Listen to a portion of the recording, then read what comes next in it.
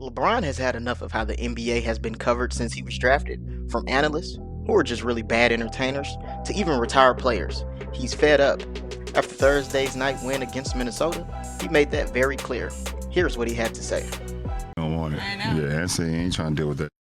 And, I mean, Channing Frye said it the other day, too, like, I mean, it's unfortunate, but, like, I don't know, why do you want to be the face of a league when all the people that, you know, that cover our game and talk about our game on a day-to-day basis on everybody? I mean, that responsibility, it's just weird.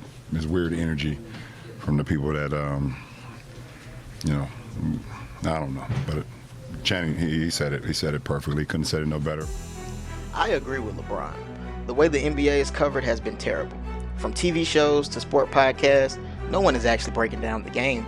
It's all just comparing players to past eras or complaining about how bad the game is today. There is no real analysis, just narratives. And right on cue, his point was proven.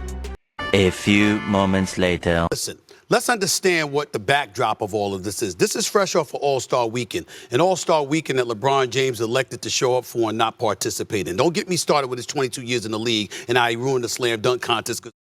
Instead of starting the show by talking about Curry dropping 56, the Bucks beating the Nuggets, or the Suns losing to an injury-riddled Pelicans roster, he decided to spew more narratives because he felt attacked. Funny how when the NBA players call out the media, they feel the need to defend themselves. But when the NBA players try to defend their own product, the media has a problem. Let's take a listen to some more of Stephen A. Smith's live. I supported Bronny James being in the NBA. But this is what Stephen A. had to say about LeBron and Bronny just a month ago.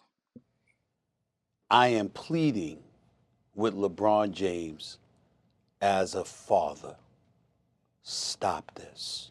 If you're a fan of basketball and not just the narratives, you know that Bronny is a project. But to act like the kid doesn't know how to play is a flat-out lie. In his 7 regular season games in the G League, he's averaging 22 points, 5 assists, and 5 rebounds. But that wasn't the only narrative they were pushing. Let's take a listen to what Brian Windhorst accused Bron of. Course he asked to be That's the a face of flat-out the lie. league. He signed a $90 million Nike contract, which he could have signed with Reebok for more money, by the way, but he signed with Nike. Why? Because of Jordan. Bro, we brainwashed out here, bro. Yes, we as an NBA community are definitely brainwashed. To think that an 18-year-old kid who grew up in poverty was thinking about Michael Jeffrey Jordan when signing for generational wealth is ridiculous. LeBron's told the story over and over again about how he ended up with Nike, but instead of believing the man's words, they come up with their own narrative. Yes, Reebok did offer LeBron $115 million, but told him to not speak with any other companies and to sign immediately. That did not sit well with him or his family. That's the reason he declined that offer. Adidas also came with a lowball $60 million offer. Yes, $60 million would change our lives, but for LeBron at that time, that was definitely a lowball offer. LeBron would take to his X account, formerly known as Twitter, to fire back at the media after facing negative backlash. He didn't hold back, making it very clear that he's fed up with the way the game has been covered. Here's what he had to say. Exactly. Made my point, but anyways, happy this convo has started. It ain't about face of the game, and it ain't about one person or one show. It's about the culture of basketball, the most beautiful game in the world. Our game has never been better, incredible young stars from all over the world and some older ones. Steph Curry should be all we're talking about today. Let's discuss how great OKC and the Cavs have been this season with 2 completely different styles and break down why and how they have. Of course, if players don't perform, we need to discuss that too and break that down. Even that can be discussed in a way that's not to bring finality to the player's game, but to leave room to see how that player responds and let's watch the journey of that player. This ain't about me either. At this point, I don't really care what's said about me, it's always something.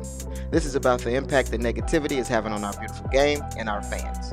I know I speak for a lot of players, and more importantly, a hell of a lot of great fans that truly love and celebrate the sport around the world. #MindTheGame.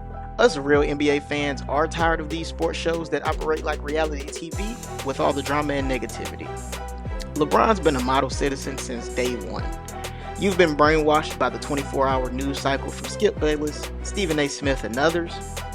Yeah, wherever you rank him, that's fine, but you can't deny he's one of the greats and should be appreciated as such.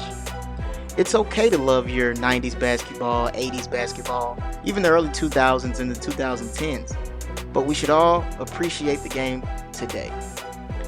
The media, us as fans, we do have a responsibility to move the game forward, and we should all work on speaking more positively about what's going on today. Thank you guys for watching. I'll catch you next time.